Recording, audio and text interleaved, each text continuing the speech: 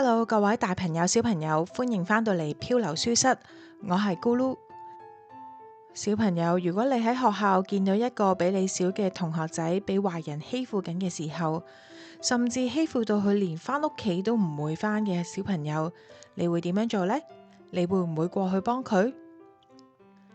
今日我哋要去到一個非常亂嘅地方，嗰一度住咗一個全中國身份最高嘅人。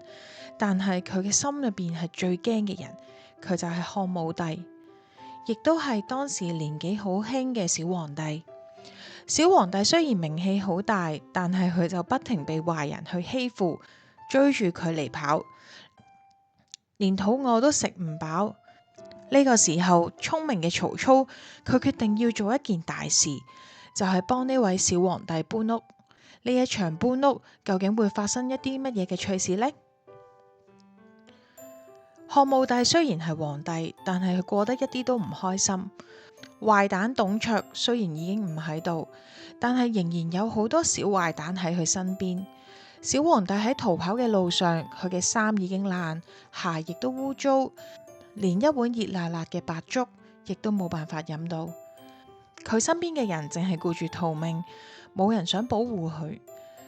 就喺小皇帝最絕望嘅時候，曹操帶着大軍出現。曹操非常有禮貌咁跪喺皇上面前，就話啦：皇上唔使驚，我係嚟保護你嘅。我帶咗最好食嘅食物、最暖嘅衣服俾你。小皇帝見到曹操，眼淚就即刻流落嚟。佢覺得曹操就係佢嘅救星。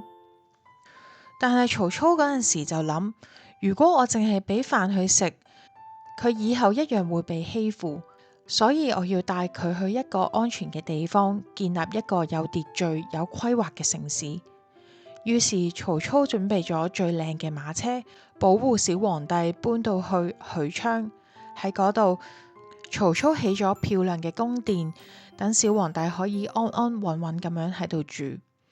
曹操話俾全中國嘅人知道，而家皇帝就喺我手上邊，大家都要聽皇帝嘅話。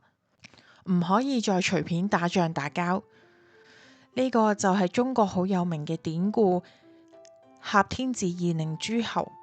雖然曹操自己都想做一個大人物，但係佢知道只要佢保護好皇帝，大家就會覺得佢係一個守信用、懂規矩嘅人。喺曹操嘅公司入邊，亦都因為呢場大搬家變得越嚟越強大。小朋友，我哋今日要學一個字，叫做規則。規則就係我哋玩遊戲嘅時候要排隊，過馬路嘅時候要睇紅綠燈。當大家唔守規矩嘅時候，世界就會變得好混亂。如果有一套能夠讓大家都遵守嘅原則，每一個人都可以過得好安全。就好似曹操幫小皇帝搬屋，佢建立咗一個新嘅規矩，社會就唔會再咁混亂。各位爸爸媽媽，喺海外嘅生活，我哋成日都要教導小朋友遵守當地嘅規矩、學校嘅規矩、教室嘅規矩。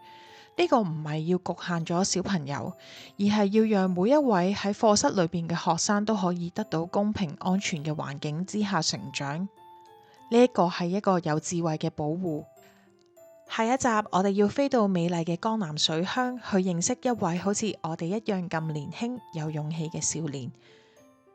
佢要用佢嘅雙手建立一個屬於自己嘅王國，佢就係小霸王孫策。我係咕嚕，我哋下集漂流書室再見，拜拜。